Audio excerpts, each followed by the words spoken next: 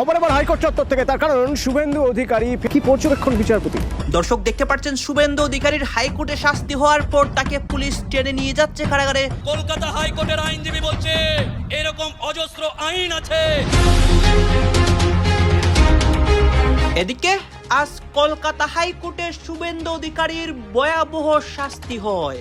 পশ্চিমবঙ্গের প্রত্যেকটা মুসলমান রাজপথে নামে, অন্যদিকে হুমায়ুন কবির সহ সবাই শুভেন্দুর বিরুদ্ধে যুদ্ধের ঘোষণা দিয়েছে। সমস্ত কিছু করলো কে? এই মমতা ব্যানার্জি। কে দরকার ছিল? তুই আজও কালিগতি করতে কেন যাচ্ছ না? তুমি আজকে তুমি নিজের মামলা লড়তে কেন যাচ্ছ না? সেদিন ওকালতি দেখাতে এসেছিলে। আইন যেরকম চলা সেরকমই চলবে। ওনারা যদি বিনা পারমিশনে কিছু করেন, স্বাভাবিকভাবে পুলিশ এফআইআর করবে, এটাই তো স্বাভাবিক। এটাই কি বাংলায় কাম্য ছিল?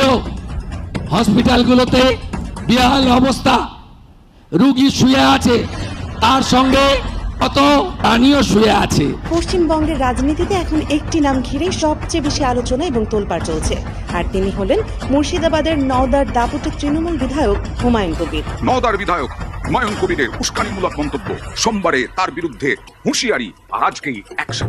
মাননীয় শুভেন্দু অধিকারী মুখ্যমন্ত্রী হয়েছেন, খুব ভালো কথা, কিন্তু যেভাবে চলছে যদি এখন থেকেই না সংশোধনের পথে হাঁটা হয়, তাহলে এই ডাবল ইঞ্জিন সরকার বোধহয় খুব বেশি দিন টিকবে না। হ্যাঁ, বেশি দিন টিকছে না শুভেন্দু অধিকারীর সরকার। আজকে কলকাতার হাইকোর্টে শুভেন্দু অধিকারীর বিরুদ্ধে কঠিন একটি রায় হয় এবং পশ্চিমবঙ্গের মুসলিমদের মামলা সফল হয়।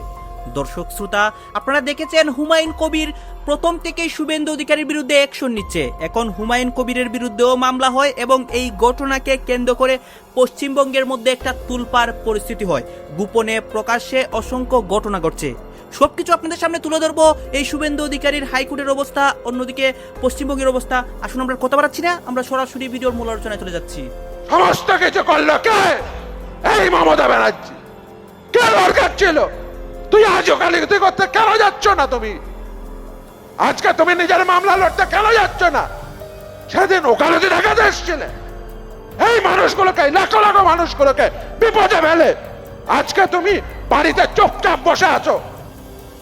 এখানে বিজেপির হাতে ক্ষমতা তুলে দিয়ে তুমি বাড়িতে চুপচাপ বসে আছো, এত মানুষকে বিড়ম্বনায় ফেলে। দেখুন, আমি ভোটের আগে একটা কথা বলেছিলাম, যে নিয়ে বেশ কিছু কথাবার্তা উঠেছিল। আমি ভোটের আগে বলেছিলাম যে তৃণমূলকে ভোট দেওয়া মানে সেটা হবে হারাম ভোট। বলেছিলাম তো। কেন বলেছিলাম? তার কারণ হারাম মানে হচ্ছে, এটা একটা আরবি শব্দ, যেটা যে ফরবিডেন বা সিনফুল, অর্থাৎ এটা যেটা করাটা আইনত ঠিক না। কেন এ কথা বলেছিলাম? এতক্ষণ বক্তব্য রাখছিলেন কমরেড মোহাম্মদ সেলিম। আপনি ভাবুন, তিনি মুর্শিদাবাদ থেকে দাঁড়িয়েছিলেন। মুর্শিদাবাদ কেন্দ্রে যে মানুষটি ওই অঞ্চল থেকে সংসদে গেছেন, সাংসদ নির্বাচিত হয়েছেন, সে কি বলে সাংসদ নির্বাচিত হয়েছিলেন? সে বলেছিলেন, এই জেলায়, এই রাজ্যে, এই দেশে বিজেপিকে আটকাতে আপনারা তৃণমূল কংগ্রেসকে ভোট দিন। আর আজকে 1.5 মাস হলো পার্টিটা ক্ষমতায় নেই, রাজ্যে ক্ষমতায় নেই। মোহাম্মদ সেলিমের এগেনস্টে ভোটে জিতে আজকে তৃণমূলের পক্ষে ভোট নিয়ে সে কোথায় চলে গেছে? বিজেপির নেতার বাড়িতে গিয়ে নিজের সম্পদ বাঁচাতে চলে গেছে। তাহলে এই হারামখোরদের ভোট দেওয়া ঠিক হয়েছিল? না, ঠিক হয়নি। এই হারামখোরদের আমাদের সর্বপ্রথম কাজ, এই অঞ্চল সহ গোটা পশ্চিমবঙ্গে এরকম যত হারামখোর রয়েছে সেই হারামখোরকে আইডেন্টিফাই করা। কেন এ কাজ করতে হবে? তার কারণ এরাই তো বিজেপিকে পথ দেখিয়ে নিয়ে এসছে। যতদিন লাল ঝান্ডা ছিল ততদিন এই লাল ঝান্ডার পার্টি থাকাকালীন আপনারা কোনোদিন ঈদ, কোরবানি কোনো কিছু করতে কোনো সমস্যায় পড়তে হয়েছিল? এটা ওর শেষ বক্তব্য। দর্শক, পশ্চিমবঙ্গের রাজনীতিতে এখন একটি নাম ঘিরেই সবচেয়ে বেশি আলোচনা এবং তোলপাড় চলছে, আর তিনি হলেন মুর্শিদাবাদের নওদার দাপুটের তৃণমূল বিধায়ক হুমায়ুন কবির। সম্প্রতি একটি জনসভায় দেয়া তার বক্তব্যকে কেন্দ্র করে রাজ্য রাজনীতিতে যে ঝড় উঠেছে তার পেছনের আসল সত্যটি আসলে কি? বিজেপি এবং বিরোধী দলগুলো হুমায়ুন কবিরের বক্তব্যকে যেভাবে সাম্প্রদায়িক উস্কানি হিসেবে তুলে ধরার আপ্রাণ চেষ্টা করছে, বাস্তবের চিত্রটি কিন্তু সম্পূর্ণ ভিন্ন।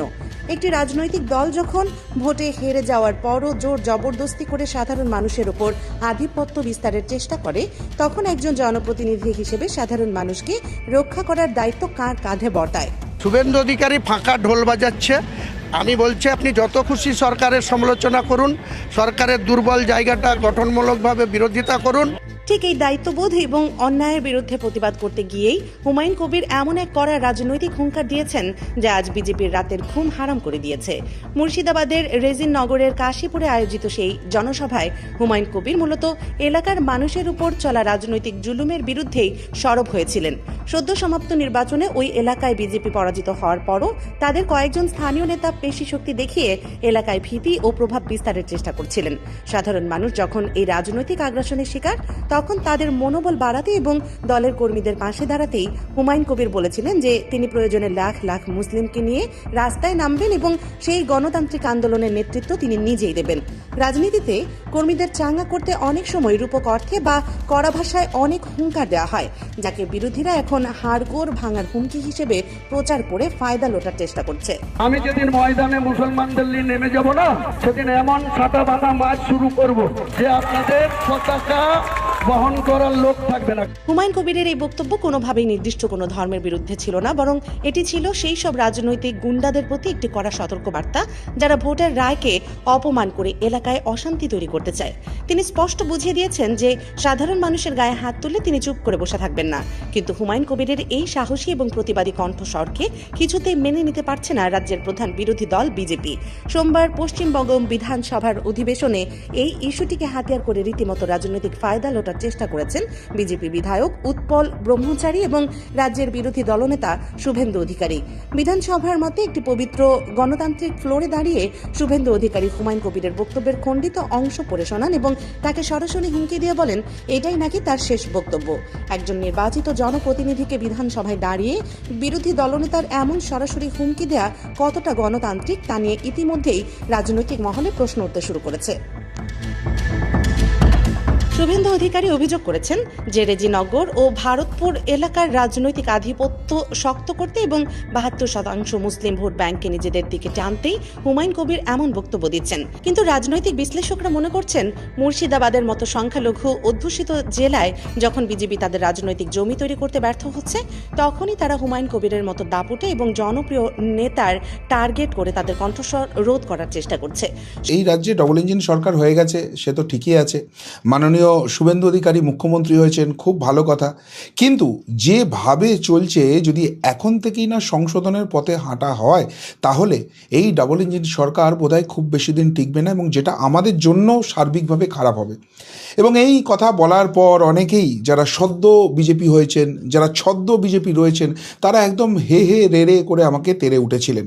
তাদের বক্তব্য ছিল যে এইসব কথা বলার আমি কোন হরিদাস পাল, এইসব কথা আমি কেন বলছি, এটা করে আমি আখেরে বিজেপির ক্ষতি করে দিচ্ছি এবং আমার একদম মুখ বন্ধ করা উচিত। কেউ কেউ তো আবার উপযাচক হয়ে এই জায়গাতে চলে এসেছিলেন নিজেদের বক্তব্য রাখতে যে আমার বন্ধু মানব গুহ তিনি মেমারিতে জিতেছেন আর আমার কপালে তো টিকিটের সিকিটেও ছেড়েনি, সুতরাং আমি ভেতরে ভেতরে খুব যন্ত্রণায় ভুগছি, অসম্ভব রক্তক্ষরণ হচ্ছে, আমি প্রচণ্ড হিংসুটে, তাই এসব কথাবার্তা বলছি। আমি ভেবেছিলাম বিজেপি আসবে আর আমাকে একদম সোনা দানা টাকা পয়সা ক্ষমতায় মুড়ে রাখবে, সেসব আমি কিচ্ছু পাচ্ছি না, সেই জন্য আমি এসব অসভ্যতা করছি। কিন্তু দেখা গেল যে না, এসবের কোনো ব্যাপারই নয়। আমি যে আশঙ্কাটার কথা বলেছিলাম বাস্তবে সেটারই প্রতিফলন ঘটছে, এবং দুঃখজনক হলেও সেই ঘটনা ঘটল সেইখানে যেখানে আমার বন্ধু, প্রাণের বন্ধু মানব গুহকে জেতাতে একটা মাস প্রাণপাত করে পরিশ্রম করেছিলাম। গতকাল আপনারা সকলেই জানেন একটি ঘটনা মেমারি শহরে ঘটেছে। মানব গুহের যে বিধায়ক অফিস রয়েছে, সেই বিধায়ক অফিসের সামনে একদল লোক আসেন, তারা কারা একটু পরে আসছি সেই প্রসঙ্গে, এবং এসে তারা হল্লাগুল্লা করে।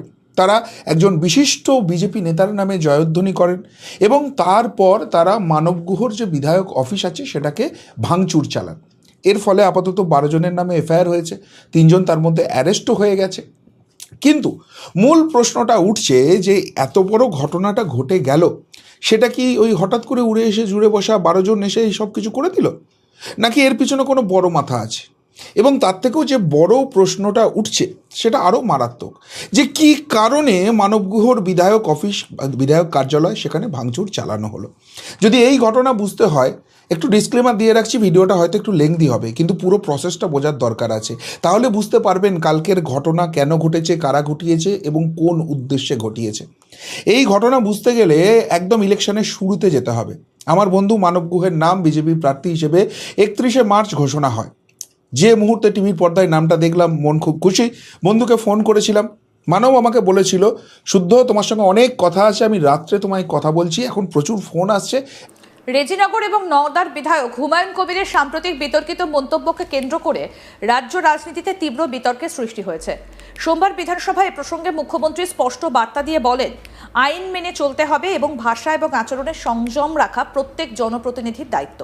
তিনি সতর্ক করে জানান, আইন অমান্য করলে তার পরিণতি ভালো হবে না। এই আবহেই মঙ্গলবার 30শে জুন সকালে হুমায়ুন কবিরের সেই বিতর্কিত সভার আয়োজকদের বিরুদ্ধে পুলিশের পদক্ষেপ সামনে আসে। হুমায়ুন অনুগামী 3 আয়োজককে গ্রেফতার করেছে পুলিশ। এর মধ্যেই নিজের বক্তব্য নিয়ে কিছুটা সুর নরম করেছেন হুমায়ুন। তিনি স্বীকার করেন যে তার মন্তব্যের একটা অংশ বলা ঠিক হয়নি, তবে পুরো বক্তব্য থেকে সরে আসেননি হুমায়ুন কবির। হুমায়ুন কবির বলেন, শক্তিশালী মুখ্যমন্ত্রী বলে তিনি সংবিধানের শপথ নিয়ে যা খুশি তাই করতে পারেন বলে আমার জানা নেই। আমি যে বক্তব্য দিয়েছিলাম সেটা এই কারণে প্রত্যাহার করছি না যে তার 2 দিন আগে বিজেপির জেলা সভাপতি তৃণমূলের মদ্যপ এবং দুষ্কৃতীদের নিয়ে আমার বিরুদ্ধে যে ধরনের আচরণ করেছিলেন তারই প্রতিক্রিয়ায় কাশীপুরের সভায় ওই কথা বলেছিলাম। তবে তিনি আরও বলেন, আমি মুসলমানদের নিয়ে নামবো বলেছিলাম, ওই মন্তব্য করা আমার ভুল হয়েছে, সেই অংশ আমি প্রত্যাহার করছি। আমি 2 লক্ষ মানুষের ভোটে নির্বাচিত হয়েছি, কারো দয়ায় ভোট পাইনি। কি বলছেন এজেইউপি বিধায়ক হুমায়ুন কবির, শুনুন। আমার এটা বলা ভুল হয়েছে যে এটুকু আমি মানছি যে আমি মুসলমানদের নিয়ে নামবো বলেছি, তো মুসলমান নিয়ে বলাটা প্রত্যাহার করছি। কিন্তু আমি আম জনতা উন্নয়ন পার্টির 2 লক্ষর উপর ভোট পেয়েছি আমি একা, 2টো সিটে। আর আমার বেলডাঙ্গার প্রার্থী সেও 47,000 ভোট পেয়েছে, হরিয়ারপাড়ার প্রার্থী সেও 68,000 ভোট পেয়েছে। আগামী দিনে আমরা এমনি কারো দয়াতে এই ভোট পাইনি। রেজিনগর, নওদা, বেলডাঙ্গা, হরিয়ারপাড়ার মানুষের সমর্থনে আমাদের প্রার্থীরা। হুমায়ুন কবিরের এই বক্তব্য নিয়েই রাজ্য রাজনীতিতে শোরগোল পড়ে যায়। সোমবার 29শে জুন বিধানসভায় এ নিয়ে বিবৃতি দেন রাজ্যের মুখ্যমন্ত্রী শুভেন্দু অধিকারী। তিনি বলেন, মুখ্যমন্ত্রী আরও বলছেন, এনাফ ইজ এনাফ, সময় এসেছে এই ধরনের লোককে সবক শেখানোর। কি বলেছেন মুখ্যমন্ত্রী, আসুন শোনাই। যে এনাফ ইজ এনাফ, সময় এসেছে এই ধরনের লোককে সবক শেখানোর। আপনাকে আমি পরিষ্কার বলছি, মমতা ব্যানার্জি মুখ্যমন্ত্রী নন। আপনি দুর্বল মুখ্যমন্ত্রী পেয়ে যা খুশি করেছেন, যা খুশি বলেছেন। আমি আপনাকে বলে গেলাম, আমি মোফাক্কেরুল ইসলাম, কলকাতা হাইকোর্টের আইনজীবী বলছে, এরকম অজস্র আইন আছে যে আইনগুলোকে সুপ্রিম কোর্টে মামলা করে, হাইকোর্টে মামলা করে এমন ঠান্ডা ঘরে ঢুকিয়ে দেওয়া যায় যে কিয়ামতের আগের দিন পর্যন্ত তাদের ডেট আসবে না। আমি মনে হয় যারা কাঠমোল্লা, যারা মুসলিম ভাই ফেসবুকে কমেন্ট করছে তোরা যা পারবি কর, আটকাতে পারবি না, তাদের উদ্দেশ্যে বলে, সুপ্রিম কোর্টে 16র বেশি মামলা হয়েছে। গোটা ভারতবর্ষের বুকে 120টা পাবলিক লিটিগেশনের মামলা হয়েছে। এই মামলাকে একসাথে মোচাড় দিয়ে যখন আমাদের মতো এই জাতের আইনজীবী, এই কম, এই জাত, এই ভাইয়ের পক্ষ থেকে গিয়ে সুপ্রিম কোর্টে এক মোচাড় মারবে, কিয়ামতের আগের দিন পর্যন্ত এই আইন পাস হলেও আমার বাপের কবরকে হাত দিতে দিব না ইনশাল্লাহ। অনেকে বলছে এই মোল্লা, এই কাঠমোল্লা, এই মোল্লা, এই তোর আল্লাহ খুব শক্তিশালী, আল্লাহর ঘরকে বাঁচানোর জন্য দর্শক আপনারা তো দেখলেন এখানে কি কথা হচ্ছে। এখানে আমরা দেখতে পাচ্ছি পশ্চিমবঙ্গের রাজনীতি নিয়ে কথা হয়, আর অনেক বিষয় নিয়ে কথা গেছে। এই বিষয়গুলো থেকে এবং পশ্চিমবঙ্গের রাজনীতি নিয়ে আপনার মন্তব্য কি, আপনার গুরুত্বপূর্ণ মন্তব্যটা অবশ্যই আপনারা আমাদের কমেন্ট বক্সে লিখে যাবেন। সর্বশেষে আপনাদের কাছে আমাদের কাছে ছোট রিকোয়েস্ট থাকবে, আপনারা আমাদের চ্যানেলে নতুন তো সবাই থাকলে চ্যানেলটি সাবস্ক্রাইব করবেন এবং পাশে থাকা বেল বাটনটি বাজাবেন যাতে করে নেক্সট ভিডিওটা সবার আগে আপনাদের কাছে পৌঁছে যায়। ধন্যবাদ।